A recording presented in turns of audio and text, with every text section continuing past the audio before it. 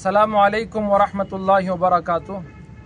इंशाअल्लाह बरोज़ जुमा 25 अप्रैल 2025 बाद नमाज मगरिब शाही ईदगाह कोलार में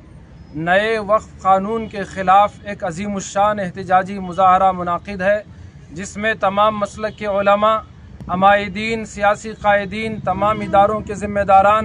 सब मिलकर, नौजवानान और शहर के तमाम बुज़ुर्ग सब मिलकर ये एहतिजाज कर रहे हैं। तो इस सिलसिले में तमाम दोस्तों से, मुसलमान भाइयों से गुजारिश है कि आप अपने अपने महल्लों से ईदगाह शाही में जमा होकर अपने दीनी हमीयत का सबूत पेश करते हुए एक ज़बरदस्त एहतिजाजी मुज़ाहरे को कामयाब फरमाएँ और उलमा इकराम के क़ीमती खिताबात भी सुनकर आप वक्फ के ताल्लुक़ से आगाही हासिल फरमाएँ। अस्सलामु अलैकुम वरहमतुल्लाहि वबरकातुह। तमाम शहरियान कोलार को इस बात की खुशखबरी दी जाती है कि आने वाले जुमा यानी 25 अप्रैल 2025 बाद नमाज मगरिब ईदगाह शाही कोलार में एक अज़ीमुश्शान प्रोग्राम जो वक्फ बोर्ड के ख़िलाफ़ जो नए कानून जो लेकर के आए हैं उसके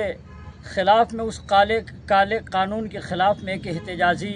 जलसा मुनक़िद होने को लिए जा रहा है, जिसमें शहर के तमामी हज़रात, सियासी कायदीन और तमामी नौजवान और उलमा जितने भी हैं सारे के सारे जलसे में शिरकत कर रहे हैं। लिहाजा तमामी हज़रात से मेरी गुजारिश है, शहरियान कोलार के तमाम ख़ास करके नौजवानों से मैं गुजारिश करता हूँ कि इस जलसे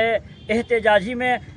ज़्यादा से ज़्यादा तादाद में शिरकत फरमा कर अपनी ताकत का भरपूर मुजाहरा करें, ताकि ये काला कानून जल्द से जल्द वापस हो जाए। हो सकता है कि हमारे इस एहतिजाजी धरना में कोई ना कोई ऐसे इंसान हो जिसकी दुआ मकबूल बारगाह इलाही हो जाए और वो कानून जो है लेकर आए हैं जिससे मुसलमानों को नुकसान हो रहा है वो जल्द से जल्द ख़त्म हो जाए। तो तमामी हज़रात से एक मरतबा फिर मैं अपील करता हूँ कि ज़्यादा से ज़्यादा तादाद में इस एहतिजाजी धरने में जो बाद नमाज मगरिब मुनक़िद होगा जो है शिरकत फरमाएँ और अपनी भरपूर ताकत का मुज़ाहिरा फरमाएँ। अस्सलामु अलैकुम वरहमतुल्लाहि वबरकातुह।